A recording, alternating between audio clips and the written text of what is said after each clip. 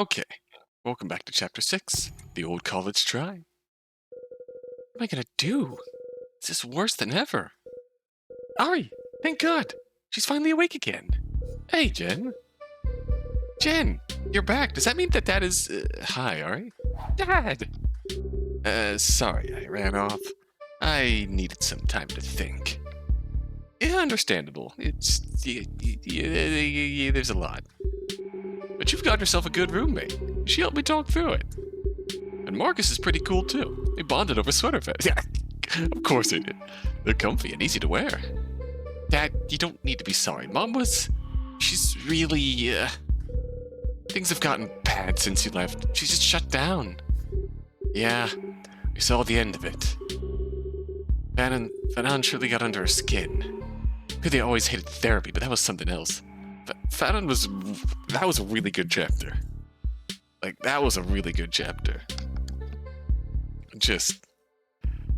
I like what they did with Fanon. I'm always going back and forth with Fanon. I did the same thing last episode. Fanon. I forget what I settled on last episode, but I really like how they portrayed him in comparison to the others. So he is really,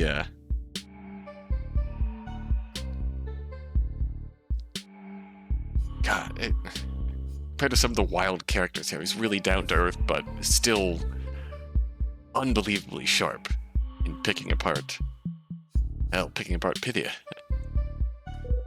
Seeing Pythia give up like that was just hard to watch. I thought that if anyone could make a difference, she could. Hey, wow, I underestimated how much these two believed in her. Listen, everyone. I've seen Pythia this upset once before. It was not fun.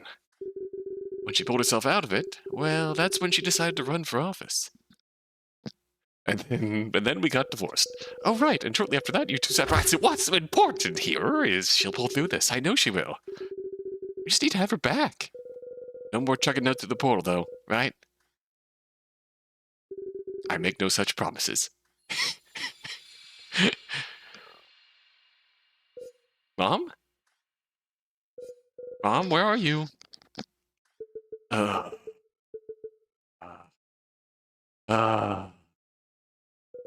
Okay, get up off the floor. Come on. Why are you back here? It's over, Adney. It's not over, Mom. So my original answer didn't work. That's baffling, but there's more we can do. You can't just back down, you have to keep trying. Whoever said that was a fool. You said that when you first got here. Well then, point made. I am the queen of fools. I've been lying for so long, Adney. To myself, to everyone. Putting on this optimistic, patriotic mask. Trying to ignore everything clearly broken around me. Smiling as I cut my feet on the glass. I mean, yes, things are really messed up, but... okay, you know what? I am not the right person to convince something. I am not the right person to convince someone to be less jaded. Mood, girl. Mood. If I may. Please. I have a plan that could help the senator sort through her current, motivational miasma. It could also address the disillusionment you have expressed from the very beginning. Let me guess. Debate another dead guy. No. That approach clearly isn't working. So it's time to debate two dead guys. An exciting twist, yes? Sure, Arbiter. Allow me to introduce John Rawls and Robert Nozick. Ooh. Very friendly-looking guys. Both professors at Harvard. These men had profound influence on the political left and right, respectively. Ooh. You, please, you give me too much credit, Arbiter. Oh, drop the modesty, John. Remember what the Guardian said in your obituary? I wouldn't know, Robert. I was dead. So was I, 10 months earlier. But all information is available here, you know. The English-speaking world has lost its leading political philosopher. Oh, well, if you were quoting obituaries, the Telegraph called you the greatest American philosopher since William James. Are you sure about this, Arbiter? Growing up in the United States, you likely have a pre-existing allegiance to some variation of their ideas. Engaging both will force you to switch perspectives more readily than you otherwise would. And if this is your grand plan, deliberately mimic the nonsense I deal with in real life? It's not nonsense. Political debate furthers the discourse and challenges our stances, helping us make society better for all. John's right. Oh, frankly, he should have accepted that my utopian principles are superior by now. If you can consider your principles utopian and not part of a financially obsessed dystopia, what does that mean? I care about plenty of things that aren't money. I always say people who like sunsets are just as valid as people who like yachts. You only say that when pretending the rich are discriminated against. Oh no. Focus has always been on defending the yachts, not the sunsets. Well, at least I'm not a covert authoritarian. Oh no. You don't mean that. Test of ideas, made to help us decide what principles are best. Ooh. This is going to be the core takeaway from all this, isn't it? Utility beyond money? Covert fascist? Oh no. Oh no. Oh no. Sunsets? Yachts? Stop, please. Rawls, Nozick, I know you've been at this for a while, but please slow down and stop flooding my idea slate. Oh, I'm sorry, Miss Jones. Ah, yes, as am I. He's just so wrong about everything. God, this really is like the real world. Let's start with just one of you, shall we? The rest should flow from there. John, would you like to start? If I must, I suppose your work was mainly a response to mine. Not just a response to you. My work on its own, please. There's a common reason governments fail. One your previous debate with Fana uncovered in stark detail. Right. Turns out people hate each other. Which is why this is all pointless and I should just rot here. Well, it can get pretty dire, yes. But if we adopt the right mindset, we can make real headway on this issue. We simply must deal with the problem at its source. All societies are fundamentally cooperative ventures. To succeed, they must draw from forth the willing cooperation of all. Yet most governments cannot escape inherent bias. Those in power help themselves, undermining cooperation. Imagine instead that every decision-maker was stripped of all knowledge of their particular lot in life, and placed beyond a veil of ignorance. No knowledge of their status, participants wouldn't be able to rig the game in their favor. Such leaders would be compelled to design a fair system, one that guarantees willing cooperation from all citizens. Placing ourselves behind the veil of ignorance, we assume the original position, a state before self, and thus before self-interest. Ah, yes, the original position. When this idea was first proposed, the intelligible realm was abuzz. Immanuel Kant was especially impressed. I'm aware. We've exchanged autographs. Not sure how I feel about that information. Oh, good old Kant. So if you think all of my fellow senators could just forget who they are, we'd be golden. What a practical solution. Nonsense! You're getting hung up on non-ideal theories, Senator. But we must first establish our ideal theory. Ah, yes. Ideal. Ideal theory? Ideal political theory assumes ideal conditions. People willing to comply with whatever rules are chosen, and a society sufficiently well off to support them. It helps establish the target. You need the target before solving for potential complications. The original position may be impossible for us to fully attain, but it's the perfect decision-making target.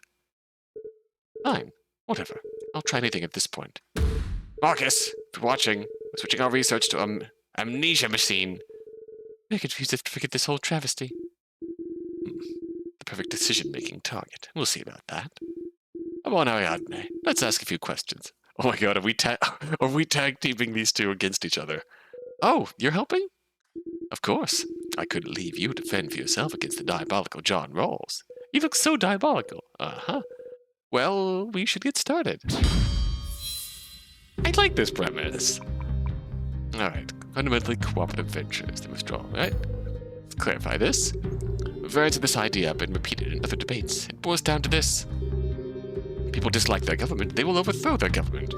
So a government must be viewed favorably to last. And the only way to succeed, to successfully get the cooperation of all, is to serve all. That's the ideal.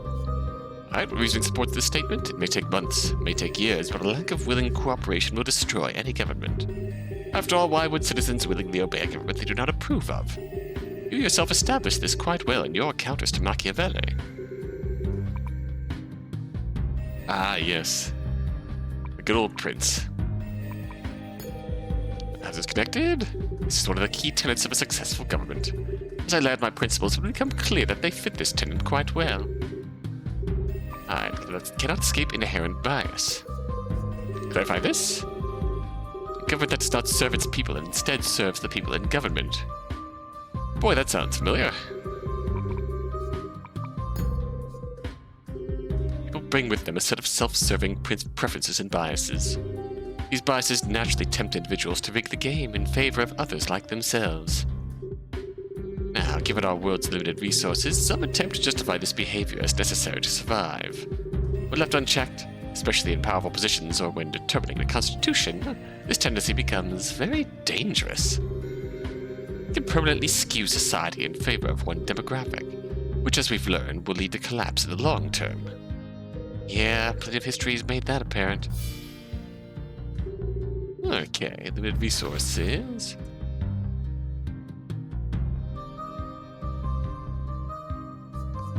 This is going to be the counter to the Veil of Ignorance, isn't it?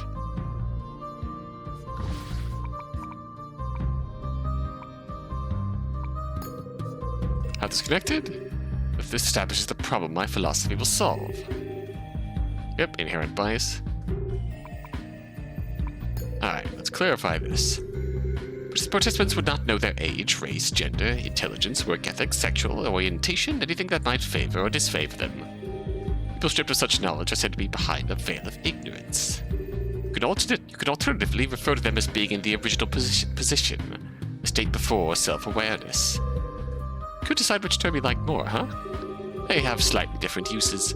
One refers to the state you enter, the other to how you enter it. Alright, sort of reasoning behind this. It's a thought experiment. There isn't really anything to back it up. I would explain to the senator how, even if this ideal state isn't perfectly achievable, picturing how people would behave in it is still helpful.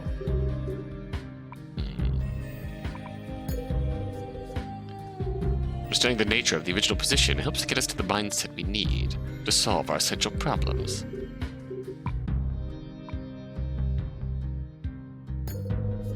Clarify this. Those who don't know who they are forced to plan for the possibility of being anyone.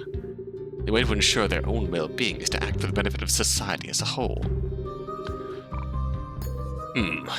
They wouldn't be able to, at all. How can that be true? Let's revisit a common example involving human self-interest.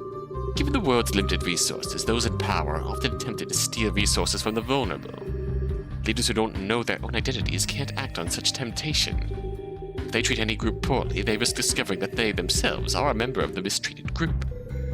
The only way to not screw themselves is to not screw anyone at all?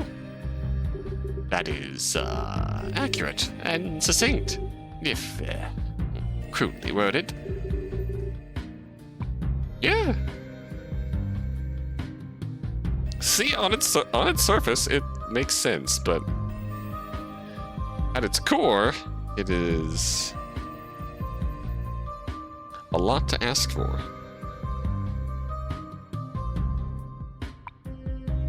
Connections. Let's get to the rest of your argument. Oops, sorry. All governments depend on willing cooperation, yes? Removing selfishness from designing the system will result in a fair system. A societal structure that would certainly result in the needed cooperation.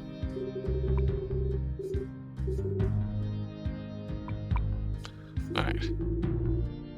Unge has such high-minded ideals. It's almost noble. Take it you have objections. Of course, but I can't just tell you what I think. That'd be no fun. But I'll vaguely gesture. Consider the problem he's trying to solve, Ariadne, and who he's really solving it for.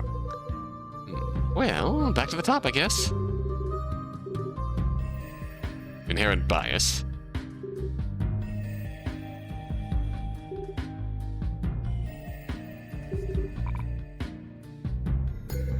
Clarify this, though. Under the veil of ignorance, leaders have no choice but pursue fairness. If the system is fair, all citizens will stand behind it. Are the citizens also behind this veil? No. The veil is only a temporary state, applied to leaders at the moment of decision. Stripping everyone's identity forever is too sci-fi for even for a thought experiment.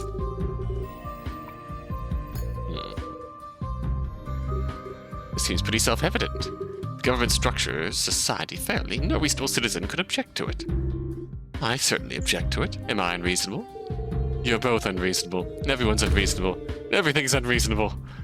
Mom, please. How does this connect to the rest of your argument? It is my overall point. The reason the original position is effective. It creates a society that benefits all. A society that benefits all is a society everyone will approve of, is it not?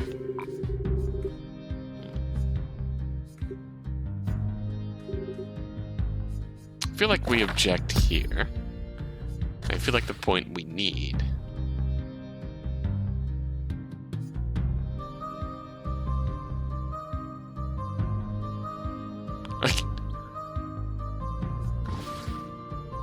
No knowledge of their status, participants won't be able to rig the game in their favor.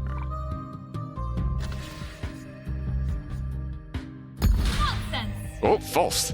Couldn't they still serve self-interest, even in this thought experiment? How exactly? I have no idea who they are. But what if they play the odds? Favor whatever group is the majority? Then they risk emerging in an extremely disadvantaged position. It's actually in their self-interest to make sure every possible self has something to be interested in. And doing so creates a system all would agree with. Is that so?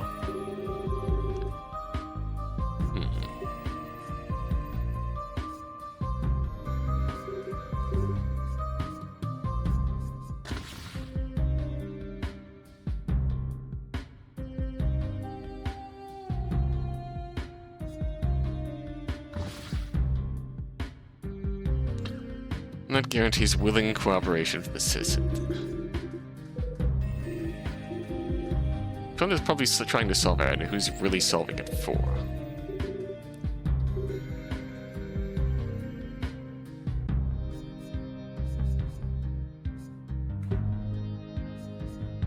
You draw forth the willing cooperation from all.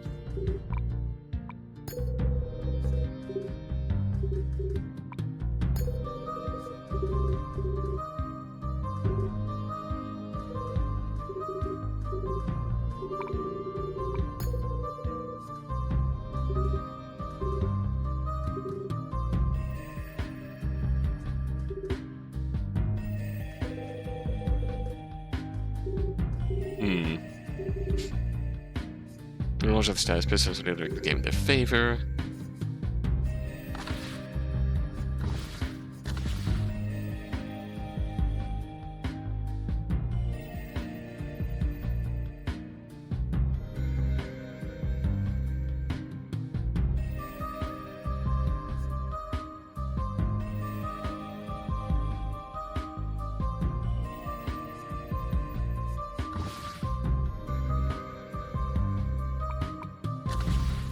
Maybe we challenge this with resources. Okay, that's just wrong. So I wonder if we drop this on them. Nope.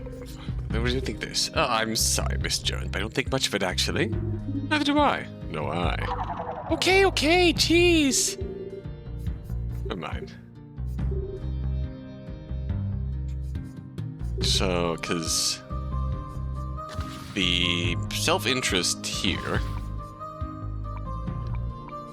like, didn't penalize us, but was not the...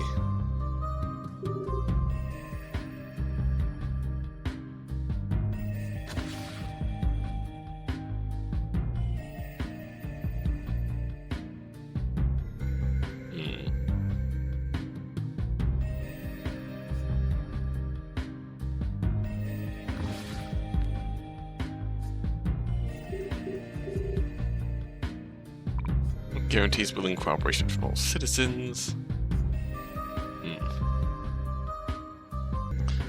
Alright, let's review this one more time. There's self-interest here. Couldn't they still serve self-interest even in this thought experiment? How exactly? They have no idea who they are. But what do they play the odds? Favor whatever group is the majority. But then they risk emerging in an extremely disadvantaged position. It's actually in their self-interest to make sure every possible self has something to be interested in. And doing so creates a system all would agree with. Is that so? So, this point here we got here. Leaders have no choice but to pursue fairness. Leaders go behind the veil of ignorance to create a fair system for all. The citizens are not behind the veil. Temporary state applied to leaders at the moment of decision. I'd love to read more about like how that would practically apply. I think the point we're getting at here guarantees willing cooperation for all citizens, fair for all, but how do you solve the problem of citizens still being... Nonsense! There we go. Rawls. Successful governments require willing cooperation, correct? Correct. Cooperation falls apart when leaders put their own interests first. Also correct. The people see that the government is not looking out for them. This is the value of the original position. It gives leaders perspective to choose what is most for everyone. Most just for everyone. Gotta say, that's a nice ideal. But now we must face the non-ideal. This won't actually produce willing cooperation. What? Ah, I see your angle. This should be good. The original position tackles bias for decision makers. There's nothing about the rest of society. When the decisions come down, people won't simply fall in line. But the resulting society is good for everyone. Good is not great, Rawls. People want society to be great for themselves. Look, I assume neither of you played video games in your philosophical retirement homes, but bear with me.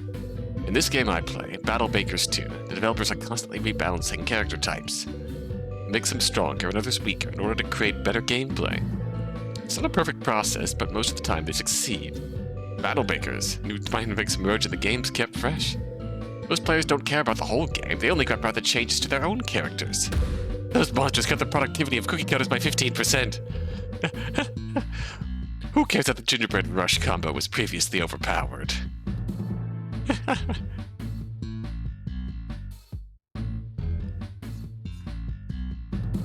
Gingerbread rush? Are you positing that our lives are part of some game?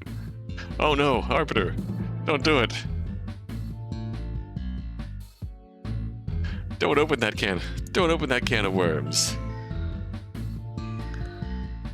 Don't do it, Arbiter.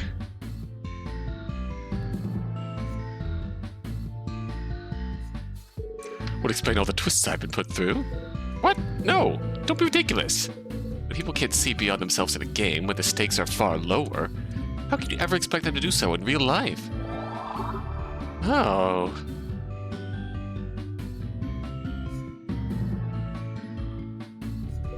It goes down to this, Rawls. People struggle to put themselves in others' shoes, especially when they benefit from not doing so.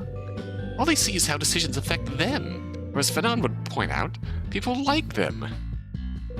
So even if they only lose a little in pursuit of a better whole, they'll still believe their government neglects them. They'll kick and scream and complain loudly on social media. There are a lot of nice things about your thought experiment, but an ability to unite everyone isn't one of them.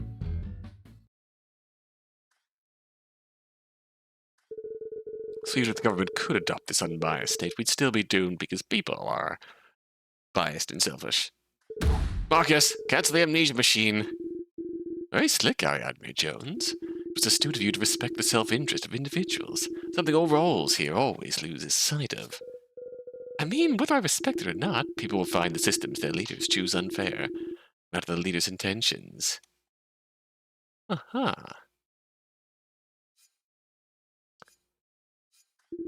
When you distribute resources according to a pattern, some will lose something. It's inevitable. And no one ever asks the impacted citizens for their consent, do they? There's no such thing as fair redistribution. Pattern principles are inherently unjust. Nonsense! Uh-oh, hold on, Nozick. Why are pattern principles unjust? Excuse me? My objection to Rawls was that it seemed difficult to choose a pattern everyone would like. That's more about how people would respond than the rules themselves. But you're saying such rules are inherently bad. Why?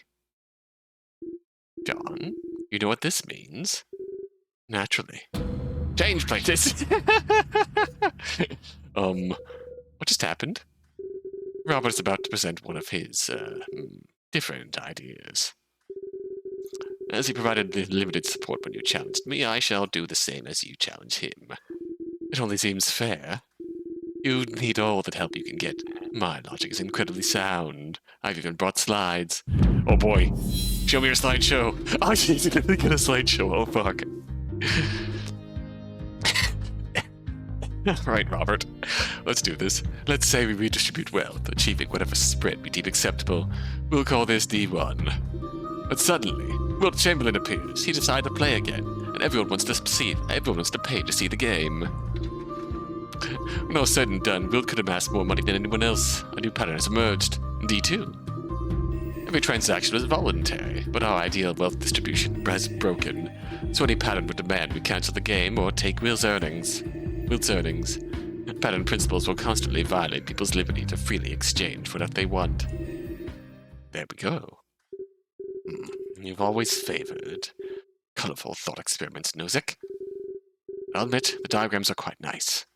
Indeed. I'd expect nothing less from the creator of the utility monster. I do have a question for you. Who is this Wilt Chamberlain? Oh, Arbiter, my poor man. Sometimes I forget how ancient you are. Actually, I don't know who that is either. Is he a streamer or something? Oh, Ori. Oh no, is my topical reference outdated? Am I the old one? Wilt Chamberlain was a famous basketball player, Miss Jones. Started with the Globetrotters, ended with the Lakers. Ah, well, I don't care much for sports. Yes, that must be it. Surely my references are still hip with the kids of today. As hip as philosophy in general? Shall we begin? Sure. Let's see what Nozick knows. She went there. Alright.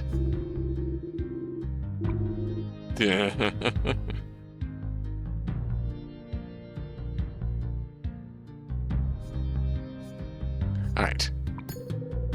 Clarify this. Clarify slide D1 for me, please. Your chart shows everyone starting with the same cache. Are you assuming that's the pattern we'd apply? Not at all. I'm only showing a flat distribution because it's easy to track the changes visually. My starting distribution could also be like this. Or like this. All that matters is we've chosen an ideal pattern of wealth and achieved it. Alright. What reasoning do you have to support this statement? This isn't really the sort of statement that one needs to support. It's just the initial setup to the argument. We're assuming that we've succeeded at any of the various distributive ideals. Alright, connection. It assumes we've achieved the dream of Rawls, Marx, or any other philosopher who believes in pattern principles. Starting with such an assumption makes it easy to highlight the issues they have. The issues you have. When I'm done, my dear John, I won't be the only one who sees the problems. Alright, D1 achieved. Wilt Chamberlain appears. Can you clarify this for me? Wilt Chamberlain, famous basketball player, is playing a game. People want to see him play. But how does he appear so suddenly? Is he also a wizard? No, that was Michael Jordan who played with the Wizards. Those would walk into the scene normally. I was just embellishing. No, I'm not going to make you update your statement for that, Nozick. How Wilt enters is irrelevant. Statement updated. Hey, we got an achievement for that, for seeing all of the wizard comments. Alright. How would everyone want to see Wilt Chamberlain play? Oh no, you sweet summer child. Excuse me? I just don't understand why people would go crazy about athletes doing athlete stuff. Mr. 100-point game? It's a thought experiment. Wilt Chamberlain could be substituted for anything a large group would want to see. Taylor Swift! But you'd understand if you ever seen him play. It's unfortunate Wilt passed on even before I did. Oh, so he's dead? This would be a spooky zombie basketball game? Maybe I would pay to see that. Sure, yes. Everyone will play because they want to see spooky zombies play basketball. The reason people want to play doesn't matter as long as there is something that people want to pay for. Alright, connection. Establishes the thought experiment that is the core to my argument. Alright. D2. Can you clarify this? Just admit, I'm not trying to clarify this beyond what is shown in the chart. Everyone gives Wilt Chamberlain money. The result is that Wilt has a lot of money. That's simple enough. Back this up. I can present a mathematical proof, I suppose, but that seems like overkill. Aren't you an accountant? It's a simple arithmetic. If you take a bit from 2,000 equal piles and transfer the sum to the final one, the piles are no longer equal. I mean, look. I mean, not the same, see? Yes, I see. Connection establishes the results of the thought experiment, setting up our conclusion. Clarify this. Any pattern that cares about maintaining some distribution of wealth will be broken the moment anyone does anything. Even if all actions were taken voluntarily, they have to be undone to restore the ideal distribution. Back this up. Every single person in this thought experiment participates willingly. And willing actors should intuitively be allowed. If we're trying to maintain a pattern of wealth, we'll have to intervene, either before the transaction or after, to maintain the pattern. Given this, it seems clear that pattern-based principles are covertly authoritarian. Ooh, I got a response out of Rawls. Connection? This is the crux of it. Any pattern that manages wealth will have to be constantly maintained, and this maintenance inevitably interferes with the economic choices of consenting adults.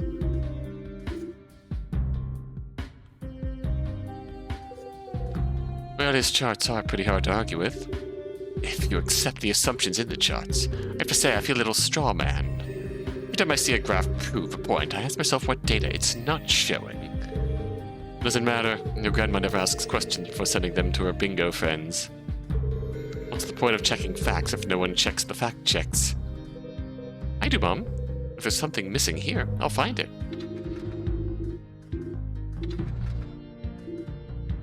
God, that really is the political malaise check. They can fact check all they want, but your grandma, who has to ask you if the strange text telling you that she's got a package from Amazon with a link that says like spookyevillinks.co/random string of numbers. Is this Amazon? Is this legit? No, it's not. That's not the kind of person who will go willingly hunting for fact checks and verifying the stories that they get from their Fox News app. Clarify. Any significant transaction will break our distributive ideal. Thus, in order to maintain the ideal, we would have to constantly interfere with these transactions. What reasoning do you have to support this statement? My previous statements illustrate the point. Okay, so I think we got this here. View of transactions only monetarily miss other benefits. So they are getting a benefit from giving their money to Wilt Chamberlain. Pattern principles of justice require constant interference in people's lives. Alright. Distributive ideals do not work in practice.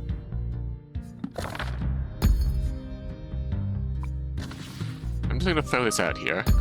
Nonsense! Okay. That was in fact easy enough. Okay, Nozick. Consenting adults must be free to make their own transactions, yes? I've been pretty clear about that. And patterns have to interfere because any transaction breaks their vision of justice. Indeed, money is moved. The distribution of wealth will no longer comply with the specified goal. I get it. On the surface, that seems hard to argue with. That's because you're dealing with a surface analysis of transactions. Excuse me. Button machine.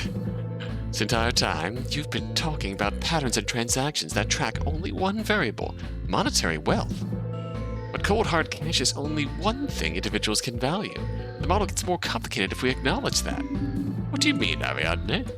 Let's say we track another type of wealth. About, I don't know, happiness. It's a bit of nostalgia for utilitarianism, I guess. If we add happiness to our assessment of transactions, we get a starting slate like Oh, ahoo!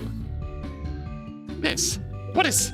Imagine up a widescreen, baby. It increases my happiness to not use archaic slides. This is our starting point. H1. Happy one. Though the people all have money, they're not super happy. They may even have negative happiness. These sad sacks are so emotionally dependent on sports, and no sports are happening. After the game, we get this.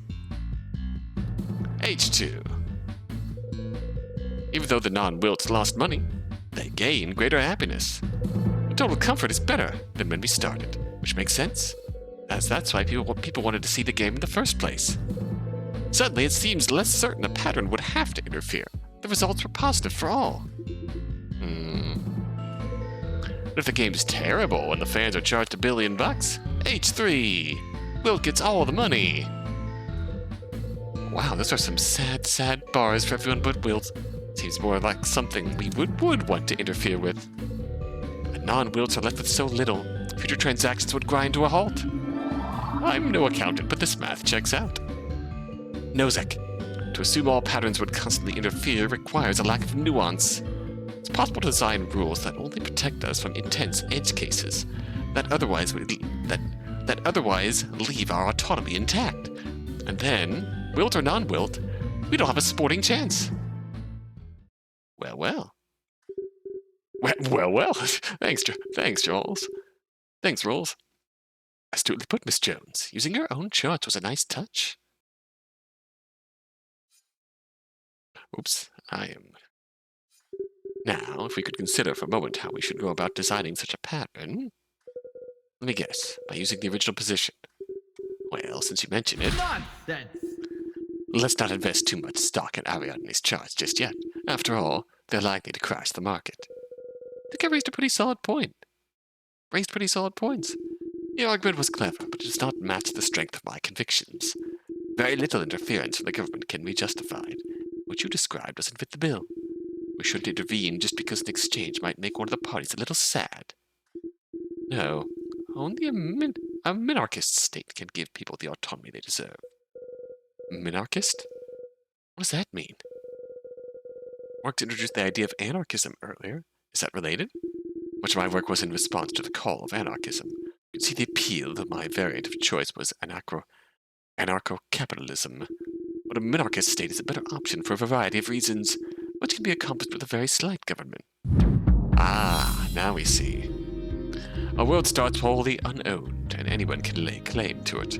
Individuals can claim as much property as they're able, with little limitation. But once claimed, goods must be able to be freely exchanged, without theft, force, or fraud. A minimal state would therefore form to protect against such aggression.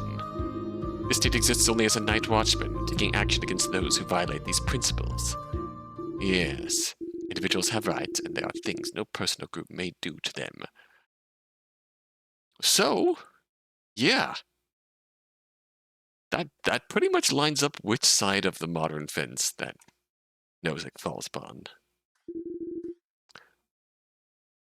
Well, if you could even look at the modern fence and say that it bears any resemblance to his ideals, but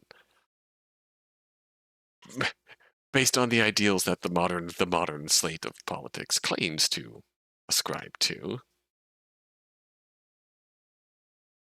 you can see where Nozick would fall.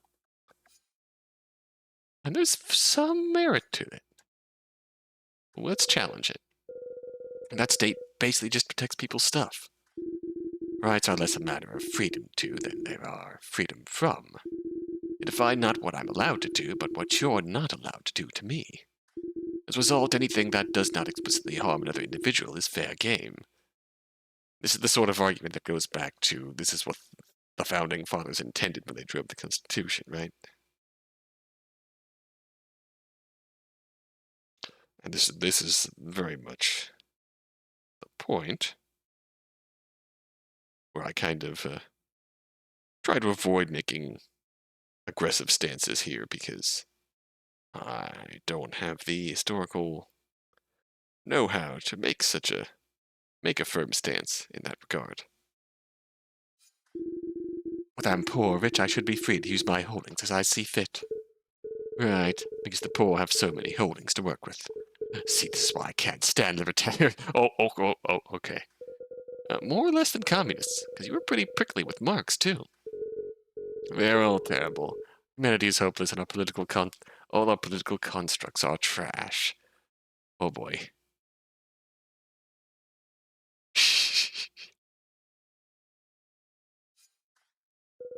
Okay, she's definitely getting worse. Well, seeing as Robert has already presented his ideals, perhaps we can engage with them and see for ourselves. Right. Alright. What do you mean by this? The world started as an untamed wilderness, ripe for the taking. What evidence do you have to support the statement? Do you believe the world started divided into countries, states, cities, and farms? I guess this is a wholly pointless bit of humanity had to claim areas they found desirable, build a fence, mix labor with local resources, and come to own them. Well, sure, humans were everywhere initially. What about animals? They have territory they've claimed, right? I dedicated a section of my book to this very topic. Animals are rarely valued by my colleagues. And I believe animals count for something. Higher animals, at least, should be given weight in deliberations about what to do. Suppose you could view animals as having their own claims, and alter the principles of libertarianism accordingly. Where they roam, they own. That's not a position I hold, but it's certainly a matter worth pondering. How's that related to your conclusion? It establishes that there's ample room for individuals to make their mark on the world. Let's see if there's anything at the core of libertarianism. I mean by this, it's up to individuals to claim as much of the unclaimed as they can. He also said with little limitation. Is there some limitation? Yes, another thing I call the Lockean proviso. Oh no, you named it after him. His ego's big enough already. Well, I did this decades ago, so perhaps I'm partially responsible. Regardless, this proviso stipulates that all claims are acceptable unless the claim actively makes life worse for other individuals. It's a principle that will kick in very rarely. Still seems like an important part of your structure. Can you update your argument to reflect that? Alright?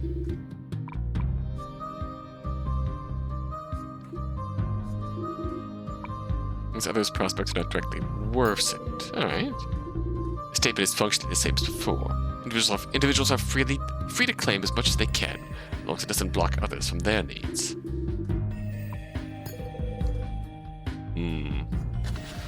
This gets back to limited resources, doesn't it? Suppose you come across the only oasis in the desert and string a hammock between two trees. Should you thereby come to own the whole oasis? No? Of course not. If you claim this limited necessity for yourself, you would condemn all others who need to cross the desert. Suppose you develop a novel cure for cancer, claim intellectual property rights to it, and want to charge people exorbitant prices to use it. Should the state grant a patent that allows you to do this? Is this also a no? Can I be honest? Can I guess in here? I'd say it's a yes. Others could find another cure, after all. With the property rights to the cure, you should be free to sell the resulting drug for whatever sum you wish. So we're good on cancer profiteering then. Wonderful. Great. That's where you stand on this. Okay.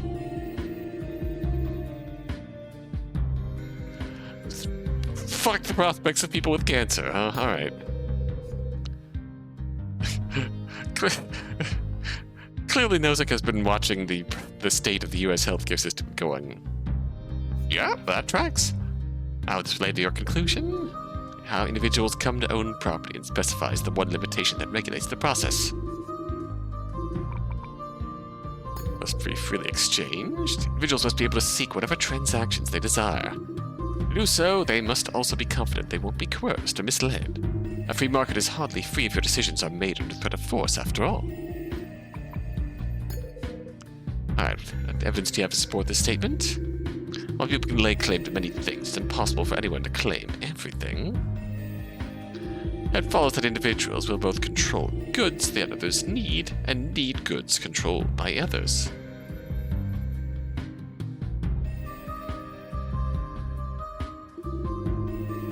So once private property has been appropriated, we are morally required to have a free market.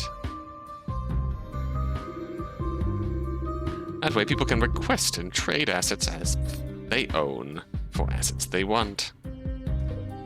And we're just okay with the results, no matter what happens. If, somewhere in the chain of transactions, theft, coercion, or fraud occurred, we could safely say the property involved is unjustly held.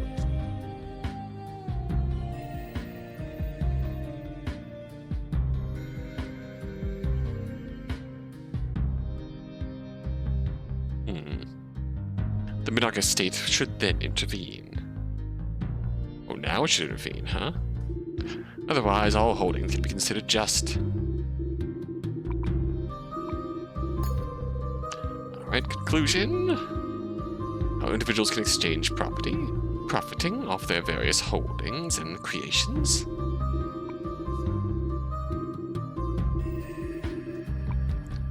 Formed, protect against such aggression. Protecting the natural free trade of resources, okay. Individuals do not have a right to threaten or coerce others, but they do have a right to punish those who do. This value is commonly referred to as the non-aggression principle. As you discussed with Locke, individual responses are difficult, so we need a minimal state to carry out such punishments. Sport. This follows the model of many of my predecessors, Locke, Hobbes, and Rousseau. People seek agreements that protect their rights. In the free market, individuals would voluntarily contract others, provide protection services. These transactions would form a network of private security, a minimal state created without even trying. People will opt for the version that best suits them. Any violating companies would have their services replaced with another. What if these security agencies attack those who are not under contract? A fair question. I have a few more charts on the subject, but no more charts! Fine, I will summarize. All will learn that warfare is not in the interest of security companies or their clients.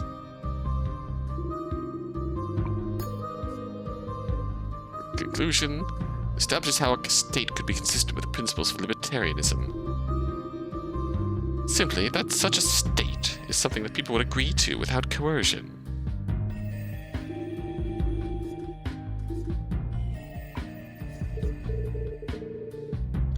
Odd. Nozick reminds me of Franklin Tucker. Your political opponent? The jerk wants to get rid of every program we have and spins it in the name of justice. He would use the same everyman comparisons. These programs only work by taking from someone else. Like poor defenseless... Oh god. Like poor defenseless Elon Musk. Oh boy.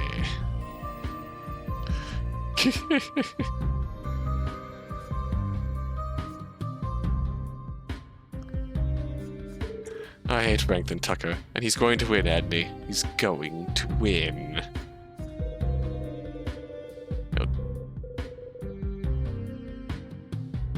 He'll definitely win if we don't get you out of here. Come on, let's get back to it.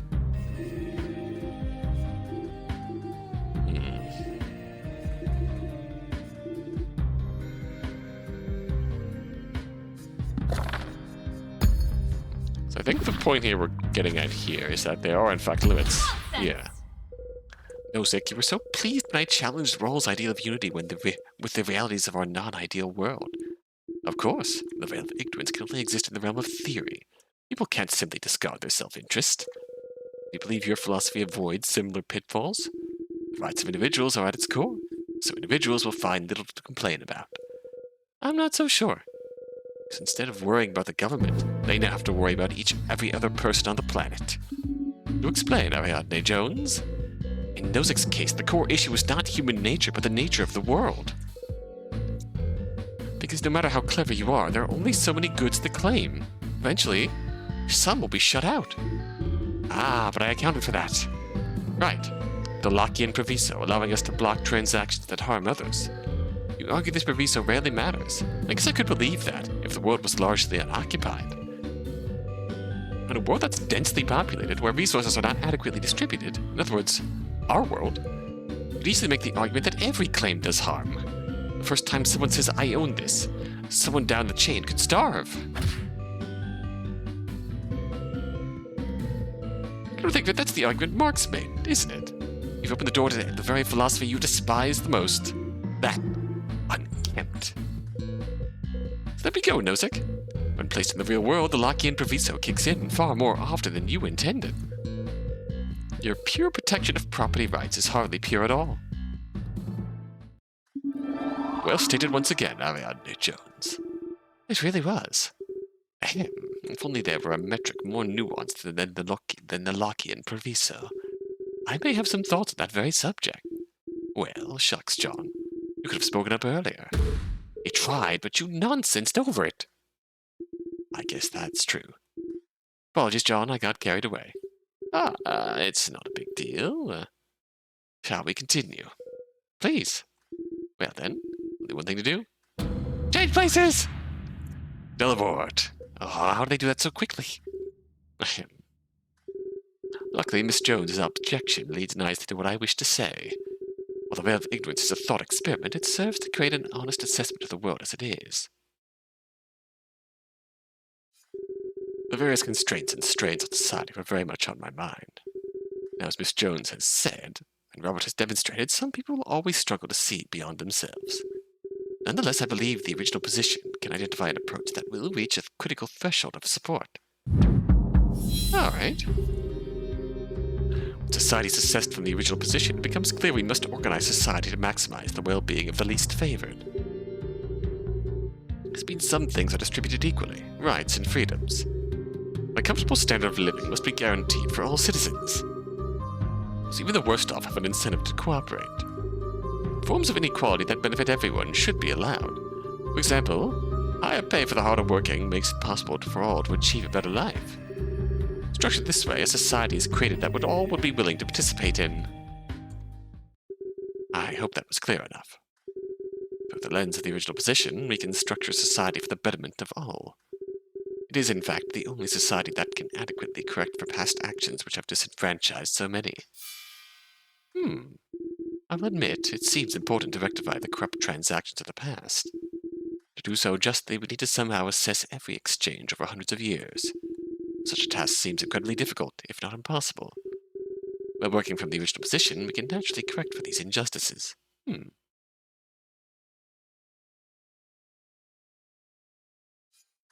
Well, Ariadne, looks like we've got our work cut out for us. I mean, I've got my work cut out for me. You'll just vaguely gesture at ideas again. Well, here we go. All right. Let's clarify this. Those in the original position don't know what kind of person they will be. As a result, they will want to make sure even the worst off has a shot at a decent life. This sort of decision-making is a matter of risk management. You still have some degree of self-interest in the original position. You just don't know who the self is. The scariest possibility is that you emerge and find yourself among the most destitute. So it makes sense to apply a maximum approach, where you maximize your lowest values. This ensures those at the bottom still have something meaningful to work with. And no matter where you wind up, you will as well. God, I really think...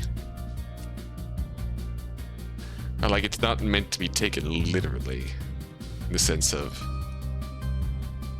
you're literally removing your memories and making a decision based on the facts. It's a theoretical position where you try and put yourself, you're not literally losing your memory and shit. You're just putting it all aside. And just seeing what happens. Yeah, you're putting your own interest aside and trying to make the best decision possible.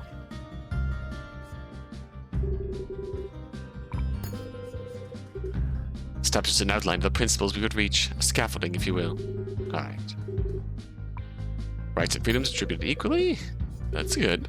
Everything we determine to be rights should be allocated to everyone. It's a fairly common philosophical idea at this point, and one Robert and I share. Yes, it's a fantastic idea! Hi, John. Yep, Locke's still hanging around. It's true. Though it's also plain that we disagree as to the exact nature and extent of these rights. Regardless, every citizen must be guaranteed an adequate scheme of basic liberties, compatible with each other. with other people also having those rights. The opportunity to run for office, to speak freely, to defend themselves against accusations.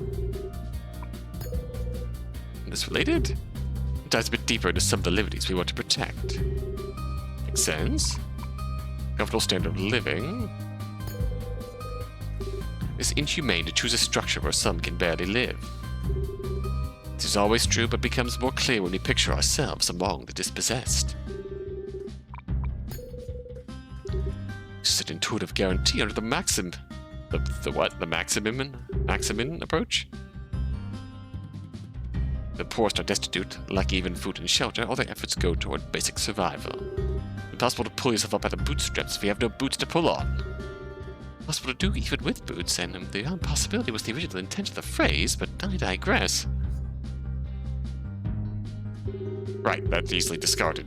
That's an easily forgotten fact, too. Pull yourself up by the bootstraps. You can't! And that's the point of it. And yet people say it entirely seriously. By setting aside an adequate amount for everyone, we ensure everyone has an opportunity to pursue a better life. Or just lays around. That does become a possibility. Having a few beneficiaries who don't give back is a small price to pay for the good of it. Besides, my next statement will show why people will still be incentivized to aim higher.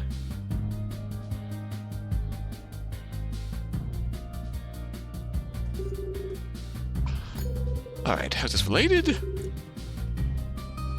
This establishes how we'll improve the lives for those at the bottom, furthering willing cooperation.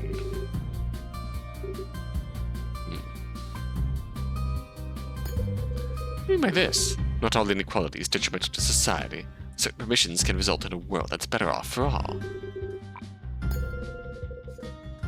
Those in the original position may not know where they will wind up, but they know they will want an opportunity to grow. This is for the betterment of society that those who are exceptionally skilled are rewarded for applying those skills. It prevents the ambitious from becoming resentful. They get a favored position in a stable system and with lots of cooperation and few discontents. I see. So you still believe society would have some economic engine at its core, just a carefully controlled one. That's called socialism. This is clearly socialism. Ahem. That word is not deserving of the negative association it has. It does have those associations, so I prefer to avoid it.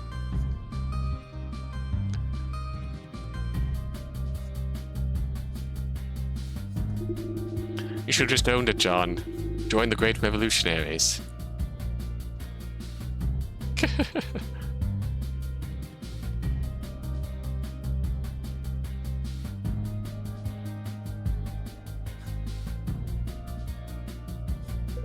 Okay, let's walk this back a bit. Yeah.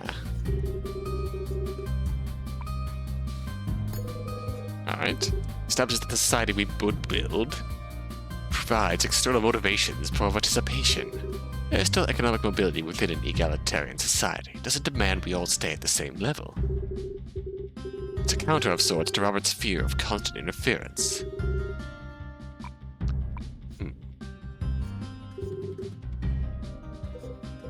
Well, got any tips for me, Nozick? No, I've got nothing new for you. This feels the same as before. You've already heard my response to this sort of philosophy. While I can appreciate what he's going for, it still doesn't work for me. You're gonna have to trust yourself on this one. Wait, so I don't even get vague gestures this time?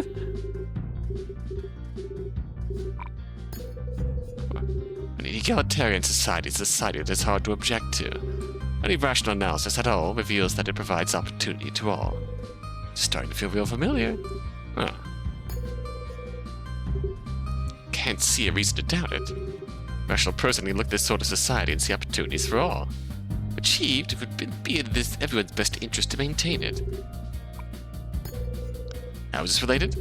This is the conclusion. It illustrates how the principles chosen are in the interest of all. And as society is in the interest of all, it will draw forth the cooperation of all, will it not?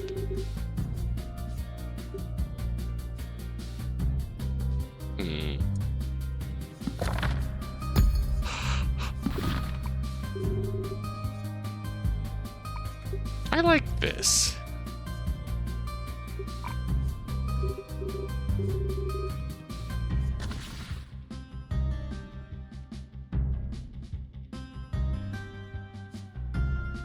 Society's been warped by a number of historical injustices. How do we handle this?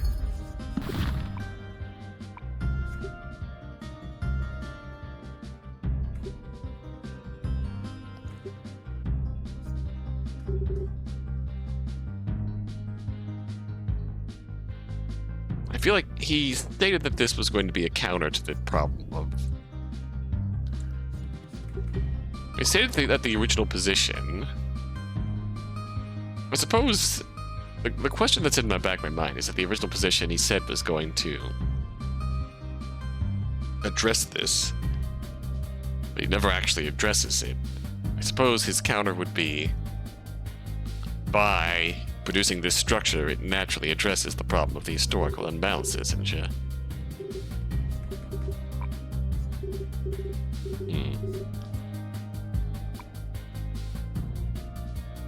This is a difficult one to place. There's a few, like, teaser spots we can play here.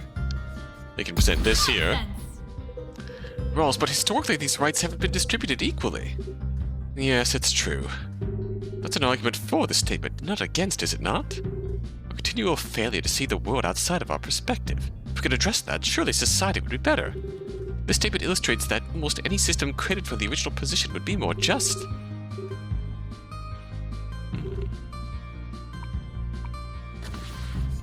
If we do this here... Rawls, but if any inequality is allowed, won't that just perpetuate historical injustices? After all, many people only reach their superior positions because of society's biases. That is indeed true. However, the original position is the best place to dismantle such unjust systems. Knowing you could wind up in that disadvantaged group, you would not wish to allow that sort of inequality to persist. Work twice as hard for half the recognition is a clearly unjust status quo. Would have to go, even if it required a large upfront adjustment. Then with the playing field leveled, we could all be rewarded equally for our efforts.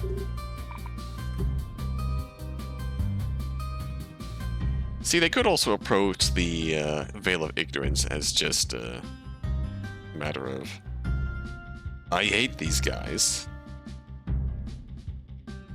Let's constantly vote against them. Or something. I don't know. I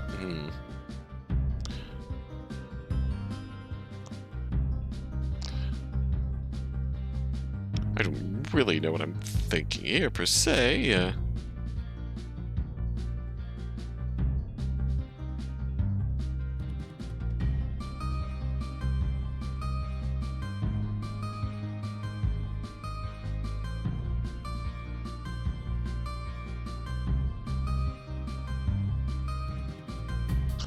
Alright, let's think. Self-interest, we can do this. Rawls, but what if people use this safety net as an excuse to do nothing? Did Nozick plant this idea in your head? He brings it up far too often. This is because it's a real issue. No, it isn't. To be honest, the notion that a majority of people would choose to settle for a mere baseline life seems preposterous. Individuals are more self-motivated than we give them credit for. But a statement establishes external incentives as well. Even if a few do settle, society is structured to reward those who put in effort. There would be very little to complain about. Is the idea that someone might be able to scrape by without work truly that abhorrent?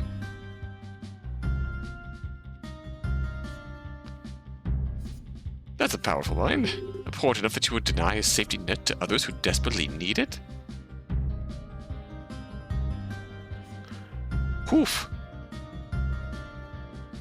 Let me just save these screenshots.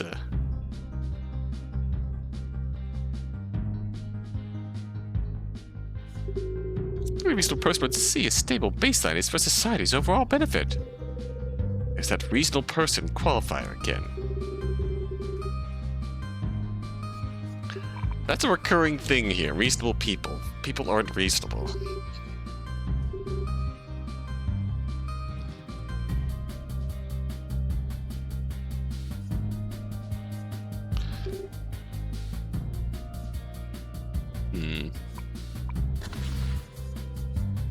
I think I tried? Won't be willing to participate in.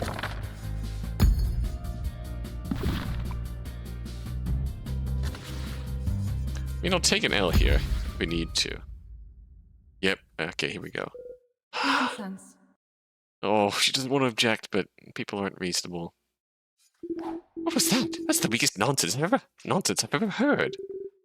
I have to agree. Miss Jones, is your throat okay? If you'd like to try again, Ariadne, I could fetch you the idea of water. Water won't help. It's just... My objection isn't really satisfying. In fact, it's kind of depressing. It definitely won't help shake Mom from her stupor. Well, I'm prepared to hear it, regardless. Rawls, you've done a good job of shoring up your system, explaining how you believe any reasonable person could support it.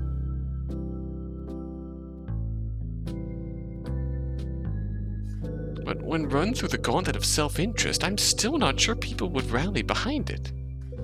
Your problem is the same as before. Some will feel this approach holds them back. They'll do whatever they can to break those constraints and further their own goals. And who knows, they might just succeed. So, that's it, huh? The ultimate critique I cannot escape is that I expect too much from humanity. Oof.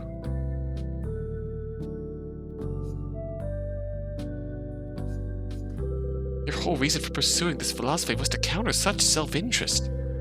If everyone went behind the veil once in a while, the world might be a better place. We don't live lives entirely separate from ourselves.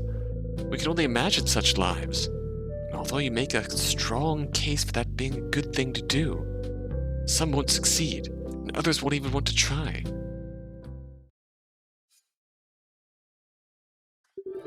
You've given me much to think about, Miss Jones. Just like everyone else we've met, much to think about, but nothing that actually works. Well, if that's the best critique she's got, I must be exceeding expectations. And I have infinite time to think of a way to get everyone on board, don't I? I mean, best of luck, John. Have you considered perhaps that uniting everyone behind one system is a fool's errand? You can't satisfy everybody, especially when there are some who will be dissatisfied, as long as others are satisfied. And what would you have us do instead? Acknowledge that people are different. Best of all possible worlds for me will not be that for you. That much is obvious. But you know what? Accepting this fact is the key that unlocks success. Upon the foundation of libertarianism, we'll build a framework that does work for everyone. Really? How you pull that off? What do you say, John? One last round? One last round. Change places. As I was saying, let's see what the utopia of utopias. If we truly believe in the rights of individuals, we must accept that different individuals prefer different societies. The ideal utopia would thus consist of many smaller utopias, divergent communities in which people live different lives. Society would constantly create new communities. Everyone would be free to move between them, seeking the society they desire most. The overarching government is still minarchist, existing only to enforce these freedoms and stop those who would interfere. There we go. Pinnacle of my philosophy. As any form of community may be established within that framework, it is compatible with all utopian visions, while guaranteeing none. I dare say I've accomplished the Rawlsian goal better than Rawls, creating a system no one can object to. Really? No one at all? Well, almost no one. Imperialist utopians might run into issues, but all other utopians will be able to realize their ambitions within the framework. Imperialist utopians? What's that mean? Ah, I'm glad we're covering this. Nozick's categorizations of utopians is quite a useful concept. Thank you, Arbiter. You see, there are three types of utopians. Existential utopians have a world they desire in mind, but have no problem with others wanting something different. Missionary utopians, like my friend John here, want to persuade everyone to join, but won't go so far as to force them. And then there are imperialist utopians who wish to forcibly indoctrinate all into their ideal pattern of community. Imperialist utopians are the only ones the framework would oppose, actively countering their efforts with the society-wide security. Right, okay. Think I get it now. Ready to ask my questions. Ready to back me up, Rawls? Always. Let's pin down his pinnacle. Let's do this.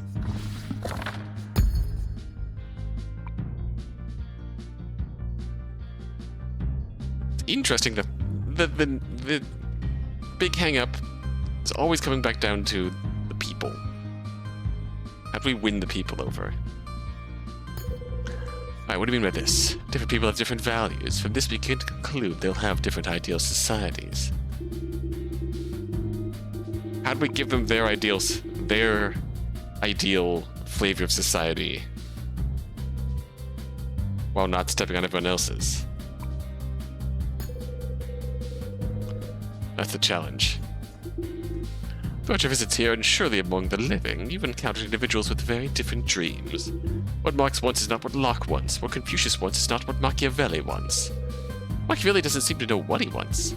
Yes, well, anyone with such terrible ideas was bound to question them eventually. The point is, this. With such disparate desires, the idea a single society could work for everyone is incredible. Not incredible as in remarkable, incredible as in unbelievable. Alright, how this related? This lays the groundwork for it, reiterating the differences between philosophies.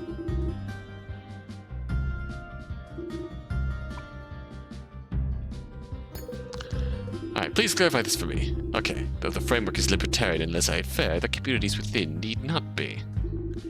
Whether a capitalist state or a religious commune, the framework allows for all sorts of sub-societies.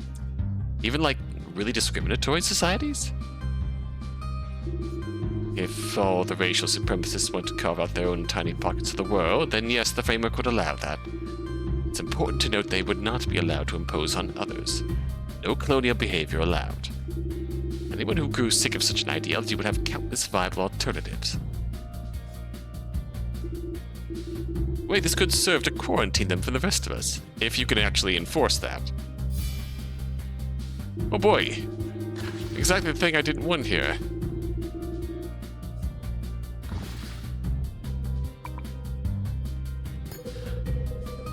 Our backing, accepting everyone has their own preferences, forces us to confront what kind of utopian we are.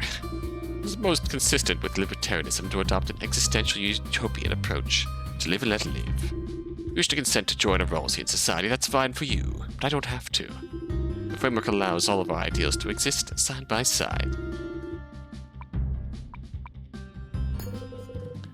This builds on the previous point to establish a general outline of the ideal society.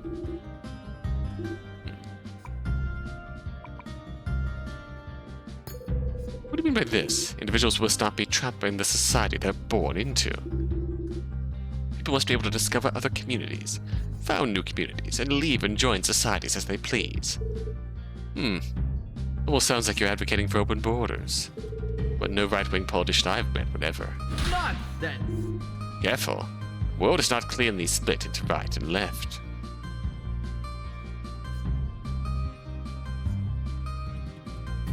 God.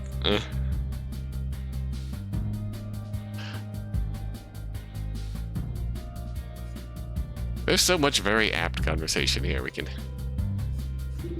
truly believed in individualism and personal freedom, ease of travel is essential. If we are not free to seek opportunity, we are hardly free.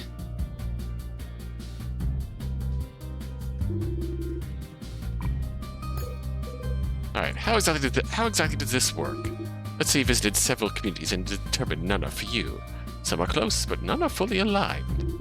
Maybe you've met a few others along the way who share your feelings. The framework makes it easy for you to branch out and claim a new space for your ideas. This process and the fact that no one is allowing to impede it will result in an ever-shifting landscape. Some communities will be abandoned, some will struggle and or split, others will flourish, gain members and be duplicated elsewhere. Not to constantly repeat my argument, but doesn't founding communities have the same limited resource problem as before? Well, no, not to the same extent, because you won't be starting from scratch. Community forming encourages sharing resources more effectively than a purely individualized approach. You and your ideological allies all want your new community to succeed, after all. Alright. Establishes the full flexibility of the framework, the core that maintains individual freedom while also allowing freedom of societies. So naturally, starting with territory and wealth they've already accumulated. What do you mean by this? In the process of forming communities, Individuals will pool resources and knowledge with like-minded neighbors. It allows them all to better achieve their collective ambitions. And those collective ambitions are still consistent with libertarianism. Of course, the entire effort is created from voluntary transactions. Anyone who does not agree with the ideology would not have to participate. The choice to form a community is a discovery procedure. People review their options and will want to group with others who agree. On the other hand, people will pass up communities that are unfriendly or simply too different.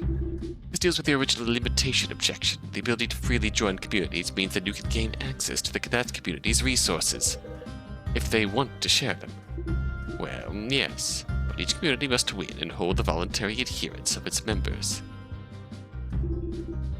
This leaves certain groups at a disadvantage. Socialists are always tempted to be imperialists because they know there would be few volunteers. That's an extremely debatable. There would be a statement. Well, the framework would give us the scaffolding to find out. It would allow for as many variants of socialism as you like. Granted, any can get support. Oof. Honestly, this is one of the most important bits. If there were any issues with the process of forming communities, it'd challenge the whole framework. We'll take notes. If there were any issues with the process of forming communities, it would challenge the whole framework. Feels like he just put a flashing marker on his weak point. Noted. Thank you. What does this look like? Kind of feels like a version of the federal government and state structure. If the federal government is extremely limited, then yes, there are parallels. The important part is that it is extremely limited. The government will leave sub-communities alone, unless they try to exploit or defraud others. Alright, backing. Nothing I've described here deviates dramatically from the ideals of libertarianism. While pocket communities can be diverse, our overall structure is still nothing more than what's needed to protect our liberties. The minimal state is supported by the standing army, a police force, and courts, but that's all that would be required. Huh. Nozick's presented something I actually hadn't heard of before. He's evolved his minarchist state from one that maintains the rights of individuals to one that maintains the rights of individuals in groups. It's a subtle but significant difference. The question is, what problems affect groups? Are there any his approach does not account for? Guess we'll have to find out, won't we? Don't think I don't see you brooding in back there, Mother.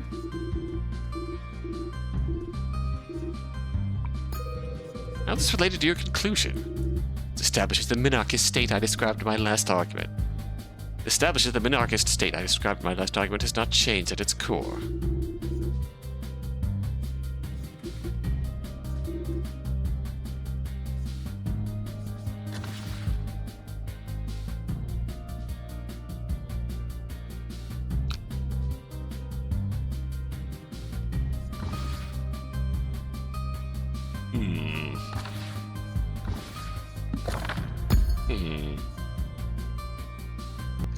So I think I was paused for other reasons, but I think our safety point here.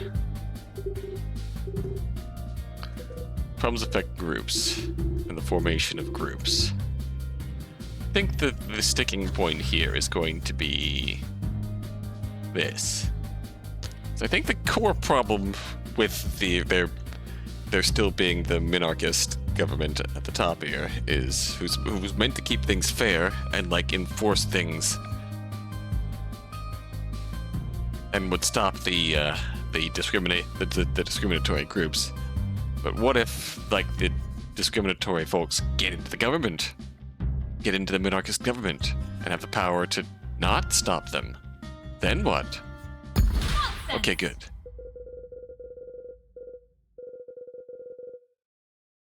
I want to review some of your statements, Nozick. Correct me if I get anything wrong. You believe you get around the limited resource problem by allowing people to form communities. Those who don't have enough on their own will join with kindred spirits to bolster their cause, like founding a company, I guess. This all seems correct. And communities can become desirable not just because of their ideals, but because of the prosperity of their members. Of course. Wealth is one of the many ways a community can strengthen itself. To say, this is an interesting model. Get around disagreements by building your utopia to support such disagreements. It's rather clever. Thank you, Ariadne. So what sort of sub-society will you form?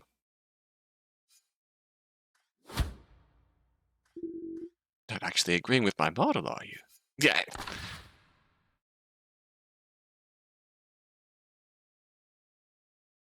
He's going to examine not just because of their ideas, because of the prosperity of their members. So, recruit all the rich people. I'm going to form a society of rich people.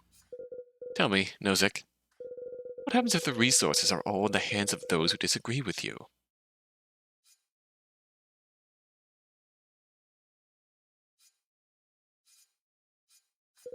Even worse, those who hate you. Uh-oh. What do you? The core of this philosophy is that it allows for all sorts of communities. It follows that some will be based on identity, favoring racial, sexual, or cultural purity. Put it less delicately, communities of bigots. Yes, those will exist. They'll be weak and essentially self-quarantine. The framework would allow them to impose on others. A nice thought. Let's put it to the test. Is the way wealth is distributed currently the result of just transactions? Of course not. History is stained with unfair trade practices by any libertarian standard. To undo those we can properly sort, and the minarchist state would stop them going forward. Properly sort. A tough job for any government, let alone one that prides itself on minimal interference. You say two wrongs don't make a right, but if we can't correct the first wrong, where does that leave us? Those so-called weak groups will start with all the advantages of history. They can use their ill-gotten gains to throw elaborate hater parties and drink the most expensive haterade.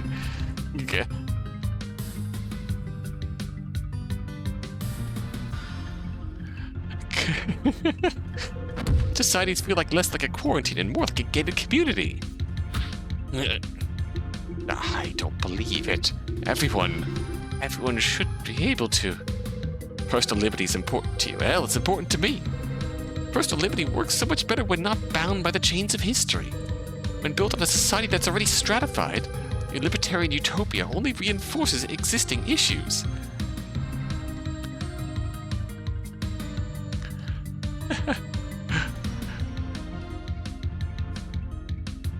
God, there's so much. In short, your philosophy works best when built upon a fair foundation. A foundation that will struggle to create.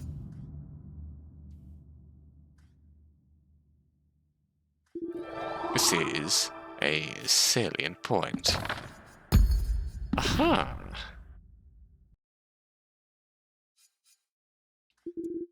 I confess, I came to question the same issue myself later in life.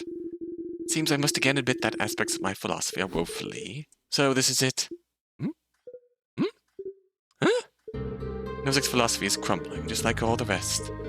What's left is for Rawls to tear him down and prove once again that none of us have any idea what we're doing. Now hold on. The core of my philosophy is still. Come on, Rawls, get it over with. Well, I just finish him. Mom, stop! You've made your point. This is another example of how messed up everything. Nonsense! I will not finish anyone. What? Robert has admitted a key fault in his philosophy. I'm glad he is able to do so. Ah. We've arrived at the lesson that, I naturally think there are many more than the one he admitted. But those are discussions for another day.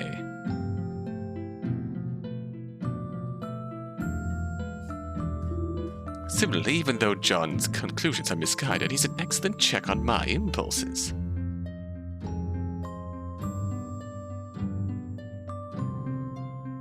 This is healthy political discourse. The refusal to listen guarantees one against being ensnared by the truth.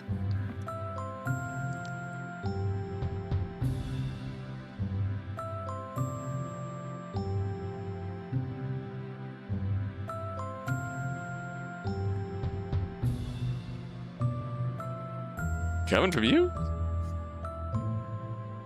Let's just frame this. It's true my ideals work best in a society that is already just and do little to create a just starting point. I did not fully knit the humane considerations and joint cooperative activities into my philosophy allows into its fabric. I don't believe it. Neither do I. Robert, if you're willing to admit that much, how can you still stand by the core of libertarianism? Well, constant regulation is still an unjustifiable intrusion. But perhaps the victims of the most serious injustices were owed compensation by those who benefit from that injustice as sort of a one-time package. Interesting to see you, of all people, invent reparations. Want to see how far they,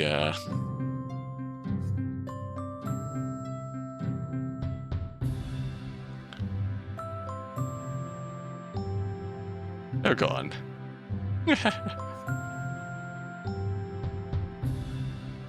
This is the lesson that Pythia needs to learn. Maybe this is the answer she needs to get there. She needs to open the gate. How do you resolve that with your earlier idea of a mutable state? After all, different individuals will claim different injustices. And as the situation is assessed with the original position, get with the original position, John, I swear. Is that it? Indeed, that is it. Wow, okay. That was actually kind of amazing. Oh. Both seemed genuinely motivated to build a better world, even if they didn't agree on what that world was. When Nozick realized his philosophy had some rough implications, he actually reconsidered those aspects. Got more ideas of possible futures from them together than I would have with just one. Well then, Ariadne Jones, has their debate shifted your view? Is there hope for society after all? I mean, maybe. I don't know. Presented me with the ideal, but people in the real world reflect and grow like Rawls and Nozick did? Let's look at Mom. It took history's greatest thinkers to get her to admit she might be wrong, and the process broke her.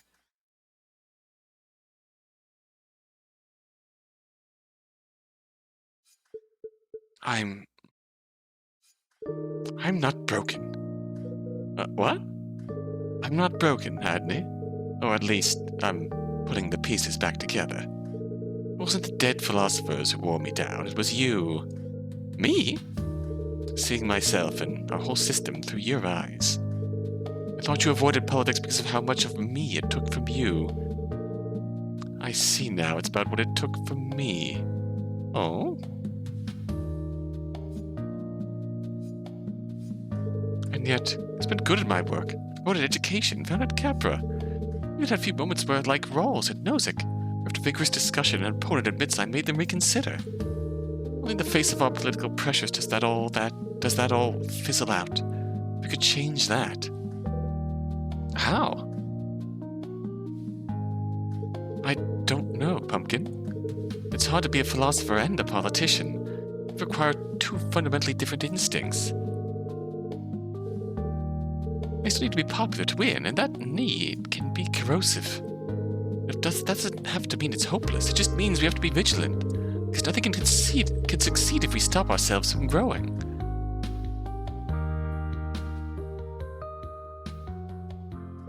Okay. Now I think there is some hope for society. Wait, was that? The gate! It's finally open! Excellent work, both of you. Both of us? You both acknowledge there is room to grow. And for the living, that's enough. You could say something poetic about how if you are not actively growing, you are not truly living, and thus becoming among the dead. But to be honest, I just thought of that now. Either way, the gate opens to you once more. Your life can carry on as it should. It's so bizarre. I've gotten what I wanted. I'm still filled with doubt. Is what I wanted actually good? Winning the election or bringing philosophy at all? Marcus and Jen believe in your dream. So does Dad. And so do I. Let me tell you, I'm far more likely to vote for you now than when this all started. You wouldn't have voted for... I'm kidding, Mom. Mostly. Arbiter, once I go through that gate, the bridge between worlds will be stabilized. We'll all be able to travel freely. Would you like to come with me? Be the first ambassador to my unideal world. That's gonna be interesting. After all you've gone through to make this happen, Pythia Smith, how could I not? Well then, see you both on the other side. See you soon, Pumpkin. Are you ready, Pythia Smith? Not even remotely. On the count of 3, whatever you need. Okay, well, no point in stalling further, I guess. 1, 2. Is the final chapter going to be a real-world debate? Rise of the Republic? Oh boy.